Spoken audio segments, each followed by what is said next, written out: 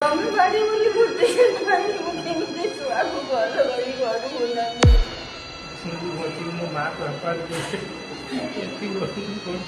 ଏକ ଟଙ୍କା ହେଲେ ବି ସାହାଯ୍ୟ କରନ୍ତୁ, ଦୟାକରି ହାତ ଟିକେ ଦୟାକରି ସାହାଯ୍ୟ କରନ୍ତୁ ପ୍ଲିଜ। ଜୟ ଜଗନ୍ନାଥ।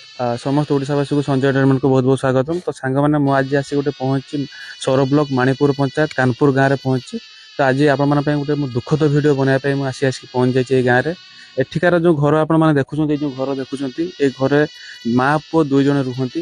ମାଆଙ୍କ ନାଁ ହେଲା ଲକ୍ଷ୍ମୀ ବେହେରା, ପୁଅଙ୍କ ନାଁ ହେଲା ଗୋପୀନାଥ ବେହେରା, ଯିଏକି ବର୍ତ୍ତମାନ ଶଯ୍ୟାଶାୟୀ ହେଇଛନ୍ତି, ରୋଗଗ୍ରସ୍ତ ହେଇଛନ୍ତି, ଶଯ୍ୟାଶାୟୀ ହେଇକି ବର୍ତ୍ତମାନ ଚିକିତ୍ସିତ ହେଉଛନ୍ତି କଟକରେ ମେଡ଼ିକାଲରେ ଚିକିତ୍ସିତ ହେଉଛନ୍ତି। ପାଖରେ ଆଠୁଣିଟିଏ ନାହିଁ।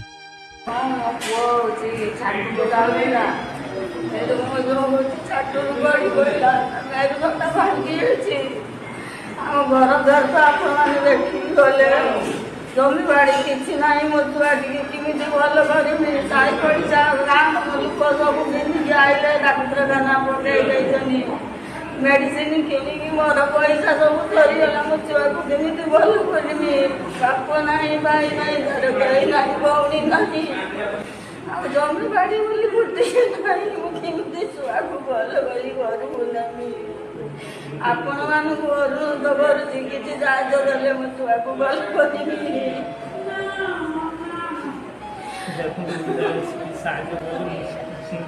ମୋ ମା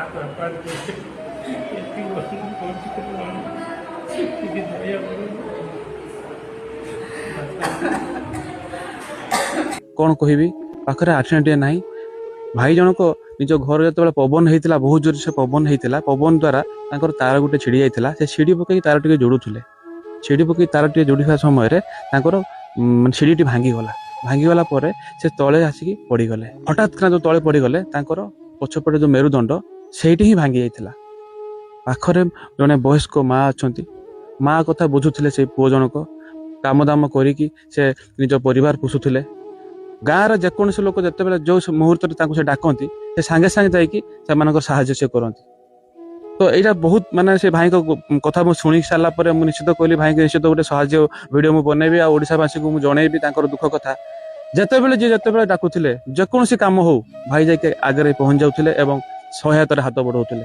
କିନ୍ତୁ ସେ ଭାଇ ଜଣକ ବର୍ତ୍ତମାନ ପଢ଼ିଛନ୍ତି ମେଡ଼ିକାଲରେ। ତାଙ୍କୁ ସେଇ ଗ୍ରାମବାସୀ ମାନେ କଲେକ୍ସନ କରିକି ବର୍ତ୍ତମାନ ସହାୟତା କରୁଛନ୍ତି। ଗ୍ରାମବାସୀ ସାହାଯ୍ୟ କରି କରି ଥକି ଗଲେଣି, କିନ୍ତୁ ସେ ଭଲ ହେଇପାରୁନାହାନ୍ତି। ଆହୁରି ପାଖାପାଖି 5 ଲକ୍ଷ ଟଙ୍କାର ଆବଶ୍ୟକତା ରହିଛି, ଯାହାକି ବର୍ତ୍ତମାନ ତାଙ୍କ ପାଖରେ ଆଉ କିଛି ହିଁ ନାହିଁ। ସ୍ୱାସ୍ଥ୍ୟ କାର୍ଡ଼, ମାଗଣା ସ୍ୱାସ୍ଥ୍ୟ କାର୍ଡ଼, ଯେଉଁ ବର୍ତ୍ତମାନ ଫ୍ରି ସ୍ୱାସ୍ଥ୍ୟ କାର୍ଡ଼ ସମସ୍ତଙ୍କ ପାଖରେ ରହିଛି, କିନ୍ତୁ ତାଙ୍କ ପାଖରେ ବି ନାହିଁ, ଯାହା ବି ବୁଝିଲି। ତେଣୁ ଏଟା ବି ମୁଁ ଅନୁରୋଧ କରୁଛି